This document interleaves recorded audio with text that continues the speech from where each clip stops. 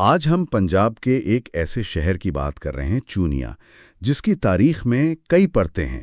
ہمارے پاس کچھ ویکیپیڈیا کے حوالے ہیں، کچھ مضامین، تقسیم کے وقت کی باتیں اور ترقیاتی رپورٹس بھی۔ تو کوشش کریں گے کہ ان سب سے چونیا کے ماضی کو سمجھ سکیں۔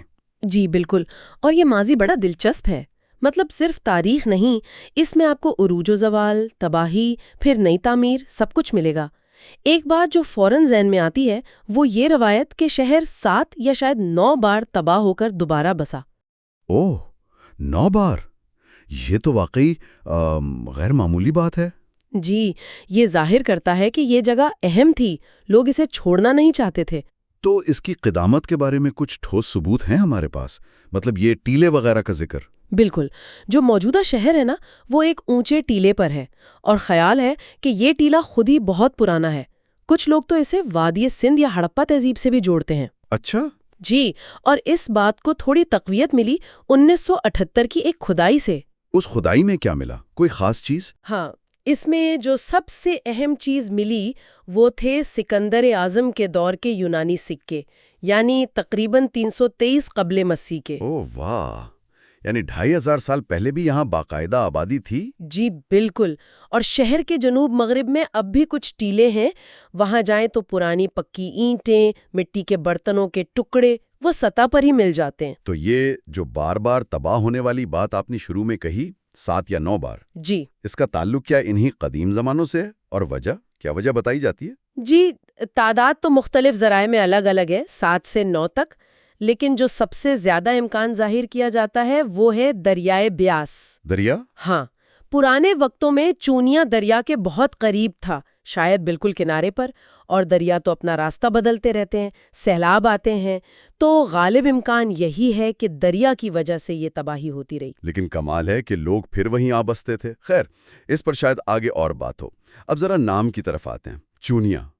لگتا ہے اس نام کے پیچھے بھی کئی کہانیاں ہیں۔ جی ہاں، نام کے حوالے سے بھی کم از کم 4 الگ الگ روایتیں ملتی ہیں۔ اچھا؟ سب سے مشہور والی مغل دور سے ہے۔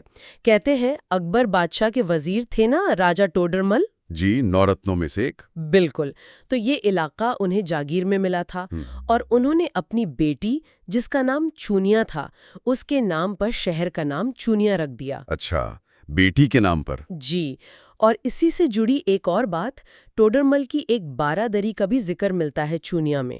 ٹھیک ہے، یہ تو ایک روایت ہوئی، باقی اس سے مختلف ہیں۔ جی بالکل مختلف بھی ہیں۔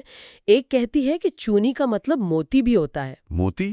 ہاں، تو شاید کسی زمانے میں یہاں موتیوں کا کام ہوتا تھا یا ملتے تھے، تو چونیا یعنی موتیوں والی جگہ۔ یہ تو بالکل ہی الگ بات ہو گئی۔ اور تیسری؟ کہ بس گئیں، تو ان کے نام پر یہ جگہ چونیا کہلائی۔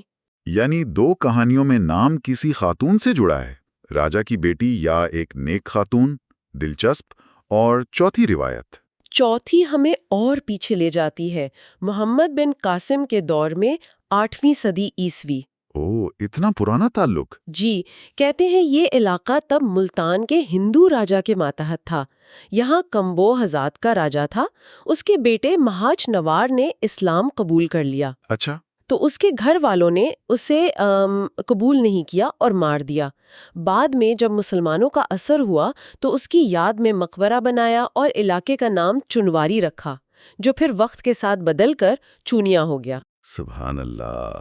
ایک نام اور اتنی کہانیاں، مغل، موتی، صوفی بزرگ، قبلہ سے اسلام کا واقعہ، یہ تو شہر کی تاریخ کی طرح ہی تہ در تہ ہے۔ اچھا، مغل دور پر واپس آتے ہیں۔ راجہ ٹوڈرمل کا ذکر ہوا، کیا مغلوں کے لیے چونیا کی کوئی فوجی اہمیت بھی تھی؟ بہت زیادہ۔ صرف جاگیر نہیں تھی، یہ ایک اہم فوجی چھاونی تھی، باقاعدہ کینٹونمنٹ۔ اور صرف فوج نہیں، یہاں اسلحہ بنانے کی فیکٹری بھی تھی۔ اسلحہ فیکٹری چونیا میں؟ جی ہاں، کہتے ہیں آج بھی شہر کے مغربی طرف زمینوں سے کبھی کبھی لوہے کے بڑے بڑے ٹکڑے ملتے ہیں، وہ شاید اسی فیکٹری کی باقیات ہیں۔ یہ تو بڑی اہم بات ہے۔ تو کیا اس فوجی اہمیت کی وجہ سے یہاں کوئی لڑائیاں وغیرہ بھی ہوئیں؟ جی، ایک بڑی جنگ کا ذکر ملتا ہے 1720 میں۔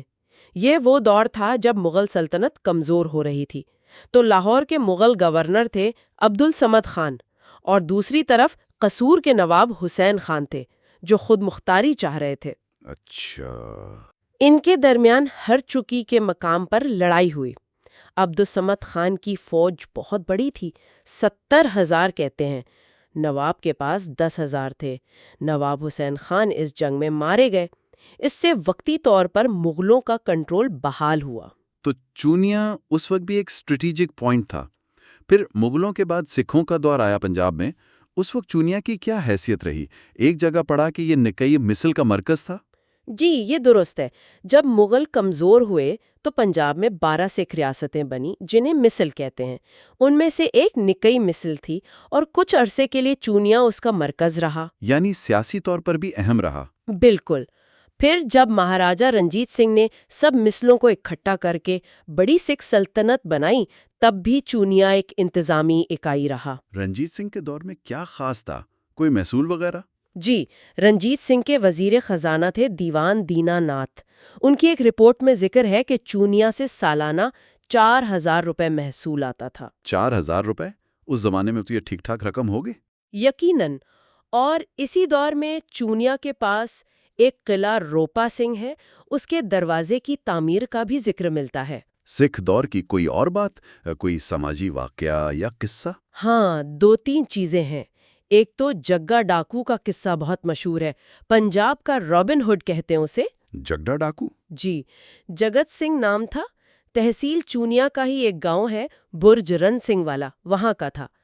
مشہور تھا کہ امیروں سے لے کر غریبوں کو دیتا تھا۔ انگریزوں نے اسے 1931 میں پھانسی دے دی۔ اچھا، یہ تو ایک الگ ہی کردار ہے۔ جی، پھر ایک اور واقعہ ذرا افسوسناک ہے۔ 1899 کے ایک برطانوی گزٹ میں ذکر ہے کہ چونیا کے علاقے میں ایک ہندو کمبوہا خاتون اپنے شوہر کے ساتھ ستی ہو گئی تھیں۔ اوہ، ستی کی رسم؟ جی، اس دور میں یہ بھی ہوتا تھا۔ اور ایک اور بات، چونیا میں ایک پرانا جین مندر بھی تھا اور جین نوادرات بھی ملے ہیں، مطلب یہاں مختلف مذاہب کے لوگ رہتے تھے۔ تو ایک ملا جلا معاشرہ تھا۔ سکھ دور کے بعد پھر انگریز آئے، انہوں نے تو پورے پنجاب میں بڑی تبدیلیاں کی۔ چونیا پر کیا اثر ہوا؟ برطانوی دور چونیا کے لیے آپ کہہ سکتی ہیں جدیدیت کا دور تھا۔ انتظامی لحاظ سے بہت کام ہوا۔ 1885 میں میونسپل کمیٹی بنی۔ یعنی شہر کا نظام بہتر ہوا؟ جی، وہی کمیٹی پھر 1959 میں ٹاؤن کمیٹی بن گئی۔ پولیس کا نظام بھی پکا کیا۔ 1864 میں ہی تھانہ بن گیا تھا۔ اور وہ نہروں والا منصوبہ، چونیا کینال کالونی کا ذکر تھا؟ جی، یہ بہت بڑا پروجیکٹ تھا۔ اصل میں انگریزوں نے پورے پنجاب میں نہریں نکالیں اور نئی زمینیں آباد کیں، انہی کو کینال کالونیز کہتے تھے۔ چونیا کینال کالونی بھی اسی کا حصہ تھی، غالباً 1890 کی دہائی کے آخر میں شروع ہوئی۔ مقصد کیا تھا اس کا؟ 2 بڑے مقصد تھے۔ ایک تو بنجر زمینوں کو کاشت کے لائق بنانا، زرعی پیداوار بڑھانا۔ دوسرا مشرقی پنجاب کے جو گنجان آباد علاقے تھے وہاں سے لوگوں کو لا کر یہاں بسانا۔ تو اس سے تو علاقے کی آبادی اور معیشت دونوں پر بہت فرق پڑا ہوگا۔ بالکل۔ چونیا ایک اہم زرعی مرکز بن گیا۔ اس وقت کے اسسٹنٹ کمشنر تھے قصور کے رائے صاحب تلوک چند، انہیں ہی اس کالونی کا انچارج بھی بنایا گیا تھا۔ اچھا۔ اور 1883 کی ایک رپورٹ دیکھیں تو تب چونیا کی آبادی کوئی 8,000 تھی، آدھے ہندو تھے۔ شہر میں تحصیل، تھانہ، اسکول، ڈسپنسری، ریسٹ ہاؤس، یہ سب بنیادی چیزیں موجود تھیں۔ ایک کپاس بھی فیکٹریوں کا بھی ذکر ملتا ہے۔ جی ہاں، 20ویں صدی کے شروع میں، خاص طور پر 1920 کی دہائی میں، چونیا کاٹن جننگ کا بڑا مرکز تھا، مطلب کپاس سے بیج الگ کرنے والی فیکٹریاں۔ کتنی تھیں؟ کئی تھیں۔ ایک ذریعے نے تو یہ بھی لکھا ہے کہ تقسیم سے پہلے ہندوستان کی 3 بڑی جننگ فیکٹریاں چونیا میں تھیں۔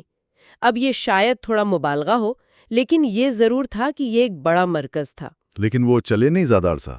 نہیں، بعد میں یہ صنعت ختم ہو گئی، فیکٹریاں بند ہو گئیں۔ ان کی جگہیں اب بھی ہیں شہر میں، کہیں پرانی عمارتیں، کہیں نئی بن گئی ہیں۔ اسی دور میں ایک سرائے کا بھی ذکر ہے۔ جی، ایک مقامی مخیر شخص تھے، دھنپت رائے مہلوترا۔ انہوں نے اپنے والد لالا شیو دیال مل کے نام پر 1921 میں ایک بڑی سرائے بنائی تھی، دھرم ارتھ کے نام سے، مسافروں، تاجروں کے لیے۔ اچھا، عوامی خدمت کا کام۔ جی، آج کل وہاں سبزی منڈی لگتی ہے۔ پھر آیا 1947، تقسیم کا وہ مشکل وقت۔ پنجاب نے تو بہت کچھ دیکھا۔ ہمارے پاس اس وقت کے گورنر ایون جینکنز کے حوالے سے بھی کچھ مواد ہے۔ چونیا پر کیا بیتی تقسیم کے وقت؟ تقسیم چونیا کے لیے بھی ایک بہت بڑی تبدیلی تھی۔ جیسے پورے پنجاب میں ہوا، یہاں بھی آبادی کا تبادلہ ہوا۔ ہندو اور سکھ آبادی کی اکثریت بھارت چلی گئی اور وہاں سے مسلمان مہاجر یہاں آ کر آباد ہوئے۔ تو شہر کا پورا سماجی نقشہ ہی بدل گیا۔ بالکل۔ انتظامی طور پر چونیا آزادی کے بعد بھی ضلع لاہور کا ہی حصہ رہا 1976 تک۔ پھر جب قصور ضلع بنا تو چونیا کو اس کی تحصیل بنا دیا گیا۔ ایک بات اور تھی، 1955 میں کچھ گاؤں قصور میں شامل کیے گئے تھے۔ جی ہاں، یہ بھی ایک انتظامی ردوبدل تھا۔ چونیا تحصیل کے 151 گاؤں نکال کر قصور تحصیل میں ڈال دیے گئے تھے۔ تقسیم کے بعد سے اب تک کے دور میں کوئی خاص بات؟ ایک جگہ کسی مستقبل کے واقعے کا ذکر تھا، وہ کیا تھا؟ جی، وہ ایک ذریعے میں انگریزی ویکیپیڈیا میں ایک ذکر ملتا ہے۔ اس میں دعویٰ ہے کہ 10 مئی 2025 کو آپریشن سندور نامی کسی فرضی فوجی کارروائی میں بھارت نے چونیا میں پاکستانی فوجی تنصیبات کو نشانہ بنایا۔ اچھا، یہ تو ہاں، لیکن یہ واضح کرنا بہت ضروری ہے کہ یہ صرف ایک ذریعے میں لکھا ایک دعویٰ یا شاید کوئی فرضی کہانی، اس کی کوئی تصدیق نہیں ہے۔ ہم صرف اس کا ذکر اس لیے کر رہے ہیں کہ یہ ہمارے سامنے جو مواد ہے اس کا حصہ ہے۔ ہم مکمل غیر جانبداری سے صرف یہ بتا رہے ہیں کہ ایسا لکھا ہے۔ ٹھیک ہے، یہ وضاحت اہم تھی۔ اچھا، اب اگر آج کے چونیا کی بات کریں، کیا حیثیت ہے، کہاں واقع ہے؟ آج چونیا ضلع قصور کی تحصیل ہے، لاہور سے کوئی 70 کلومیٹر جنوب میں ہے، سطح سمندر سے اونچائی 177 میٹر ہے۔ آبادی 1998 میں تو 47,600 تھی، اب یقیناً 60,000 سے زیادہ ہی ہوگی۔ اور قریبی چھانگا مانگا جنگل بھی ہے۔ جی بالکل، پاکستان کا مشہور مصنوعی جنگل۔